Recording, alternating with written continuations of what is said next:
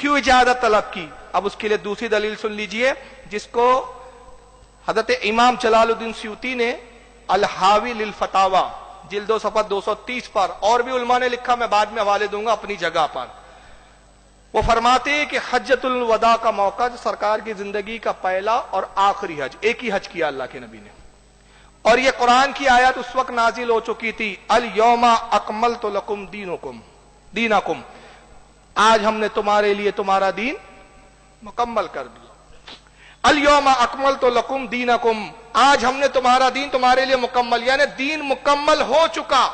اب رسول اللہ حج سے فارغ ہوئے اور مدینے کی طرف آ رہے ہیں، مقام ابوا پر جب آیا تو اللہ سے دعا کی، مولا مجھے اجازت دے کہ میں اپنی والدہ کی قبر کی زیارت کروں، تو صرف زیارت مقصود نہیں تھی، آگے آتا ہے کیا ہے، اللہ نے فرمایا محبوب جو آپ چاہتے ہو کیجئے، جو آپ چاہتے ہیں کیجئے۔ تو نبی کیا چاہتے تھے؟ نبی قبر پر آئے اور اپنی ماں کو اور اپنے والد کو آواز دی، دونوں اپنی اپنی قبروں سے زندہ ہوئے، یہ مقصد تھا۔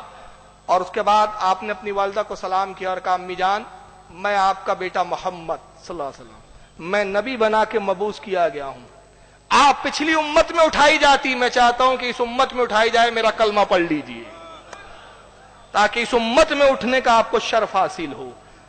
دونوں کو کلمہ پڑھایا اور اس کے بعد پھر دونوں اپنی قبروں میں آرام فرما گئے۔ یہ تھی حکمت، اور مغفرت سے اس لیے روکا گیا، محبوب مغفرت کی دعا مانگوں گے تو لوگ سمجھیں گے کہ کافر تھے تبھی مغفرت کی دعا مانگ رہے تھے، لیکن اب اس پر بھی ان کو بڑی پریشانی ہوئی تو امام جلال الدین سیوطی پر ہی طنز شروع کر دیا انہوں نے۔ اب چونکہ امام جلال الدین سیوطی نے لکھا تو پیٹ کا غبار، بلبلے اٹھے، بھاپ نکلنے لگی، منہ سے بدبو ظاہر ہوئی، تو محمد علی کیا کہتا ہے امام جلال الدین سیوطی پہ چرا کرتے ہوئے، ذرا سن لیجئے اس کو۔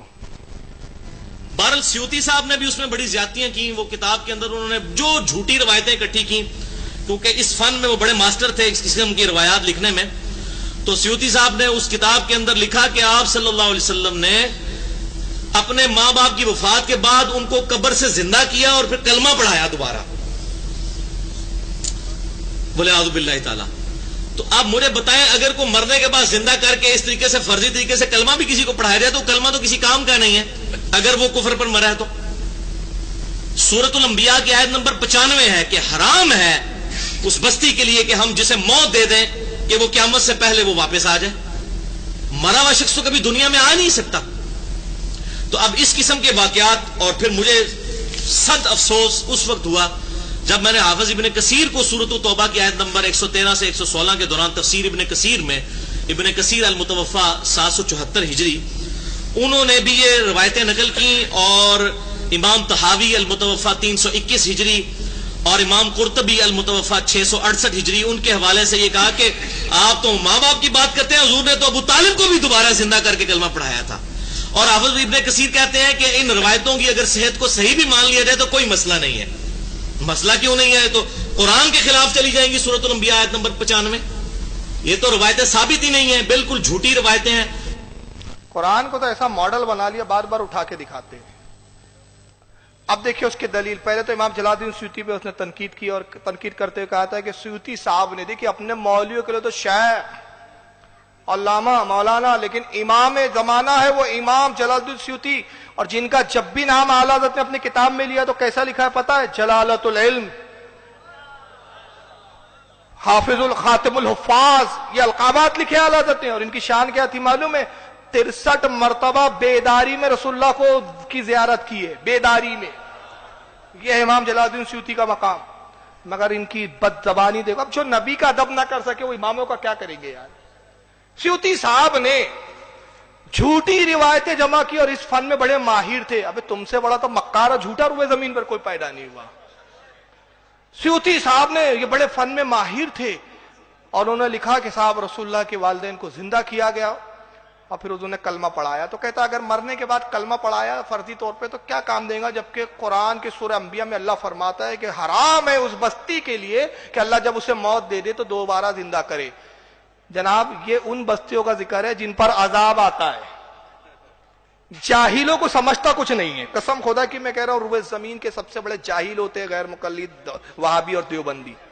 اس کی سب سے بڑی دلیل یہ ہے کہ مناظرہ ان کے لیے موت ہوتی ہے، اس لیے مناظروں میں نہیں بیٹھتے گے۔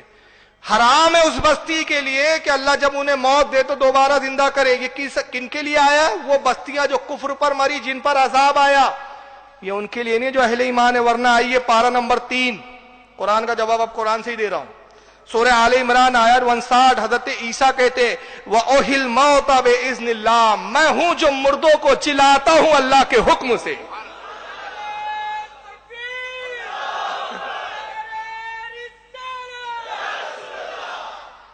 جب زندہ ہوا تو مرنے کے بعد آیا کہ نہیں آیا دوبارہ؟ اور قرآن کہہ رہا ہے وَأُحْيِي، عیسیٰ نے کہا وَأُحْيِي الْمَوْتَ بِإِذْنِ اللَّهِ، میں ہوں وہ جو مردے چلاتا ہے اللہ کے حکم سے. ابھی ایک فاروق رضوی صاحب ہیں انڈیا کے اندر، انہوں نے میرے خلاف ایک لیکچر ریکارڈ کروایا اور بےایمانی کی انتہا کر دی انہوں نے کہ میں نے والدین مصطفیٰ صلی اللہ علیہ وسلم کے ایمان کے کانٹیکسٹ میں حنفیوں اور سلفیوں کا رد کیا. انہوں نے بیچ میں سے کلپ اٹھا کے یہ پبلک کو بتانے کی کوشش کی کہ یہ شاید خود جو ہے وہ سلفیوں والا عقیدہ رکھتا ہے ایمان والدین مصطفیٰ صلی اللہ علیہ وسلم کے بارے میں، یا حنفیوں والا ملا علی قاری والا عقیدہ رکھتا ہے. اور اس نے اسی قسم کی بیچ میں سے جعلی ٹکڑے کاٹ کے تو چڑھا کے تو اس نے میرے خلاف ایک ہنگامہ کھڑا کر دیا. خیر اسے مجھے فائدہ ہی ہوا، مجھے جب کوئی ای میل کرتا میں کہتا ہوں یہ مسئلہ 98 میرا پورا سن لو، ایمان ابی طالب پہ بھی اور ایمان والدین مصطفیٰ صلی اللہ علیہ وسلم پر صحیح اہل سنت کا عقیدہ کیا ہے وہ میں نے بیان کر دیا. تو اس میں سے کوئی ٹکڑے اٹھا کے نا تو اس طریقے سے چڑھاتے ہیں تاکہ کوئی کچھ اور ہی مطلب اس سے کوئی اور رزلٹ نکلے، اور اپنی پبلک کو نہیں بتانا چاہتے کہ ہمارے بزرگ کیا گل کھلا کے گئے ہوئے ہیں. تو اس طریقے سے بیچ میں سے ٹکڑے اٹھانا اور یہ معاملات کرنا یہ بالکل بےایمانی پر مبنی چیزیں ہیں. اور ساتھ ہی اس نے بول دیا کہ جی ان مردودوں کا عقیدہ ہے کہ نبی مر کے مٹی ہو چکا ہے، نعوذ باللہ من ذالک. یہ دنیا میں کسی کا بھی عقیدہ نہیں ہے، نہ بریلویوں کا، نہ دیوبندیوں کا، نہ اہل حدیث کا، نہ اہل تشیع کا، نہ ان کے جتنے آف شوٹس ہیں حنفی، مالکی، حنبلی، شافعی، یا اسی طریقے سے اثنا عشری ہوں یا اسی طریقے سے زیدیہ ہوں، کسی کا یہ عقیدہ نہیں ہے. اور وہ حالانکہ میرا یا تو نبی میں پورا لیکچر ریکارڈ ہوا ہے. یہ میں آپ کو صرف ضمناً اس لیے بات کر رہا ہوں کہ اس طریقے سے لوگ چیزیں اٹھاتے ہیں اور پھر اچھا اس میں وہ کہتے ہیں کہ جی دیکھیں جی اتنے بزرگوں نے نقل کیا ہے کہ نبی صلی اللہ علیہ وسلم نے اپنے والدین کی قبروں پر جا کر ان کو زندہ کیا اور پھر ان کو کلمہ پڑھایا. تو میں نے اس کے رد میں بتایا کہ بھئی سورہ الانبیاء کی 95 نمبر آیت ہے کہ جس بستی کو اللہ تعالیٰ ہلاک کر دیتا ہے، موت اس پر وارد ہو جائے تو اللہ تعالیٰ قیامت تک ان کو دنیا میں نہیں لوٹائے گا. اب یہ اللہ کا جنرل رول ہے. اچھا اس نے کہا جی دیکھو جی حضرت عیسیٰ علیہ السلام بھی تو مردوں کو زندہ کرتے تھے. دیکھیں یعنی اس سے یہ چیز ثابت ہو جاتی ہے. یہ تو اسی طریقے سے ہے کہ آپ یہ کہنا شروع کر دیں کہ جی میں قسم اٹھا کے کہتا ہوں کہ جی آگ نہیں جلاتی، تو کوئی دنیا کا انسان مسلمان یا کافر آپ کی بات مانے گا؟ اور آپ کہنے جی قرآن میں آیت ہے کہ جی حضرت ابراہیم علیہ السلام کے لیے آگ ٹھنڈی ہو گئی تھی، تو دیکھیں نا آگ نہیں جلاتی. وہ بھائی یہ ایکسیپشنل کیس تھا، اس کو آپ جنرلائز کریں گے. اسی طریقے سے میں نے جو بات کی تھی جنرل رول یہی ہے کہ دنیا میں کوئی واپس نہیں آئے گا. وہ کہتے ہیں نہیں چلیں یہ بھی ایکسیپشنل کیس ہے کہ آپ صلی اللہ علیہ وسلم کے ماں باپ کو زندہ کیا گیا. وہ جعلی روایت جو سارے جن بزرگوں کے نام وہ لکھ رہے ہیں ان بزرگوں کے ہم پوسٹ مارٹم شروع کر دیں، وہ ہمیں کی اجت بتا رہے ہیں آپ ان بزرگوں کو. ہم تو مانتے ہی نہیں ان لوگوں کو، ہم تو سمجھتے ہیں کہ ان کی تعلیمات کتاب و سنت کے خلاف ہے. وہ بزرگ بھی آگے کٹہرے میں کھڑے ہوں گے، اپنے دلائل پیش کریں گے. تو for the sake of argument ہم ایگری بھی کر جائیں کہ ایسا مسئلہ ہوا تھا. یہ بھی میرے دماغ میں اس لیے ہے کہ مجھے پچھلے دنوں کافی ای میلز اس کے اوپر آئی ہیں. اگر سپوز ایسا کوئی مسئلہ ہوا بھی تھا کہ آپ صلی اللہ علیہ وسلم نے اپنے والدین کو زندہ کر کے دوبارہ کلمہ پڑھوایا، تو مجھے بتائیں کہ دنیا میں احکام ڈفرنٹ ہوتے ہیں، مرنے کے بعد احکام ڈفرنٹ ہوتے ہیں. وہاں سے مجھے بات یہ یاد آئی کہ اگر کسی نے مرنے سے پہلے غسل بھی کر لیا تب بھی اس کو مرنے کے بعد غسل دوبارہ دیا جائے گا. وہ شریعت کا حکم ہے. اسی طریقے سے اگر کسی شخص نے مرنے سے پہلے کلمہ نہیں پڑھا، نعوذ باللہ من ذالک، اس کا مطلب ان کے تو بزرگ خود ثابت کر رہے ہیں کہ ان کو کلمہ پڑھنا چاہیے تھا. ہم تو ان کو اہل فطرت میں شمار کرتے ہیں کہ جن تک نبیوں کی دعوت ہی نہیں پہنچی ہوئی. کہتے ہیں جی ان کو زندہ کر کے کلمہ پڑھوایا. اور بھائی اگر کوئی بندہ مر جائے نعوذ باللہ من ذالک ان کے عقیدے کے مطابق کفر پر مرا ہو اور اس کو آپ زندہ کر کے کلمہ پڑھا بھی دیں تو کوئی فائدہ ہے؟ نہیں فائدہ. دیکھیں نا عقل ان کی کام نہیں کرتی ہے کہ اس سے کوئی معجزہ ثابت ہو رہا ہے. مرنے کے بعد تو کوئی فائدہ ہی نہیں ہے. ورنہ تو ابو طالب کو کلمہ پڑھوایا جاتا سب سے پہلے، جن کے بارے میں بخاری اور مسلم دونوں میں حدیث آ رہی ہے کہ حضرت عباس نے کہا اللہ کے محبوب صلی اللہ علیہ وسلم ابو طالب آپ کی خاطر اتنا لڑا کرتے تھے اور آپ کی حفاظت کیا کرتے تھے، آپ نے بھی ان کو کوئی نفع پہنچایا. آپ نے فرمایا اگر میں نہ ہوتا تو دوزخ کی سب سے نچلی گھاٹی میں ہوتا. میں نے اسے پکڑا اور کھینچ لیا. مسلم کے الفاظ ہے میں نے اسے کھینچ لیا اور اب اس کے صرف پاؤں دوزخ میں ہیں. وہ بھی اس لیے کہ اس نے کلمہ نہیں پڑھا, ورنہ وہاں سے بھی باہر آ جاتا. لیکن وہ عذاب اتنا شدید ہے کہ اس کا دماغ ہنڈیا کی طرح کھولتا ہے. وَلِعَوْذُ بِاللَّهِ تَعَالَى اللہم اجرنا من النار اللہم اجرنا من النار اللہم اجرنا من النار. تو ابو طالب کو کیوں نہیں کلمہ پڑھایا؟ نبی صلی اللہ علیہ وسلم کے والدین کے احسانات ہمارے محبوب صلی اللہ علیہ وسلم پر لاکھواں حصہ بھی نہیں ہے جو ابو طالب کے احسانات ہیں. تو ظالموں اس میں بھی کوئی روایت گھڑتے ہیں نا کہ ابو طالب کو بھی قبر سے نکال کے کلمہ پڑھوا لیا. شرم نہیں آتی؟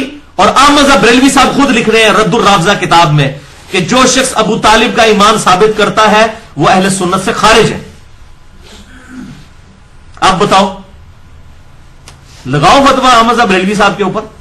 تو اس کی بھی روایت گھڑ لینی تھی کہ ابو طالب کو بھی کلمہ پڑھوایا. وہ تو زیادہ حقدار تھے, ان کے زیادہ احسانات ہیں نبی صلی اللہ علیہ وسلم پر. پوری زندگی آپ کی خاطر لڑتے رہے. لیکن یہ اللہ کے فیصلے ہیں. انک لا تہدی من احببت ولکن اللہ یہدی من یشاء. بے شک اے نبی صلی اللہ علیہ وسلم جس سے تم محبت کرتے ہو تم اسے ہدایت نہیں دے سکتے, بلکہ اللہ جسے چاہتا ہے ہدایت دیتا ہے. سورۃ القصص کی آیت نمبر 56 ہے یہ. تو موت کے غرغرے سے پہلے جس نے کلمہ پڑھا اس کو فائدہ ہے, ادروائز کوئی فائدہ نہیں ہے. جامعہ ترمذی میں حدیث ہے کہ موت کے غرغرے سے پہلے پہلے توبہ قبول ہے. قرآن حکیم میں جو فرعون کے بارے میں ہے کہ جب وہ ڈوبنے لگا اس نے بھی کہہ دیا تھا کہ موسیٰ علیہ السلام اور ہارون علیہ السلام اور بنی اسرائیل کے رب کے اوپر ایمان لاتا ہوں. تو اللہ تعالیٰ میں الان اب لایا ایمان, کوئی فائدہ نہیں. تو موت کے غرغرہ جب شروع ہو جائے اس وقت کلمہ پڑھنے کا فائدہ نہیں. تو میرے بھائی مردہ بندے کو زندہ کر کے کلمہ پڑھانے کا کوئی فائدہ نہیں ہے. یہ جھوٹی روایتیں نہ بیان کرو, ہمارے والا عقیدہ رکھو. ہم نہ حنفیوں والا عقیدہ رکھتے ہیں نہ سلفیوں والا, ہم اہل حدیث والا. ہم عقیدہ رکھتے ہیں وہ جو کتاب و سنت سے ثابت ہے کہ وہ اہل فطرت تھے. اور یہ ظاہر عقیدہ دلائل کے ساتھ ہوگا, اس میں کسی بڑے سے بڑے بزرگ سے اختلاف ہو سکتا ہے. تو میں نے وہ مسئلہ نمبر 98 ریکارڈ کروایا ہے, جسے شوق ہو وہ اس کو غور سے سنیں. الحمدللہ علمی دلائل کے ساتھ اس چیز کا جواب دیں. فاروق رضوی صاحب کی طرح جو ہے وہ گندی زبان استعمال کر کے, اور اس میں اس نے شیخ زبیر لزئی رحمہ اللہ المتوفا 1435 ہجری ان کے بارے میں اس نے کہا میں ابھی آپ کو ایک ریچھ کی ویڈیو دکھاتا ہوں, ایک ریچھ کی. یعنی یہ لوگ اتنا سنت کا مذاق اڑانے والے, داڑھی کا مذاق اڑانے والے لوگ, اس کے بعد آپ خود سمجھ لیں کہ ان لوگوں کا ایمان کہاں پہ باقی رہ جاتا ہے. ہمیں تو صرف ڈر لگتا ہے اللہ کا, ورنہ تو ان کی تکفیر کرتے ہوئے 2 منٹ نہ لگائے. جو لوگ سنت کا اس طریقے سے مذاق اڑاتے ہیں تو ان کو خود ہی عقل کرنی چاہیے. تو اس حوالے سے میں نے یہ مسئلہ کلیئر کیا.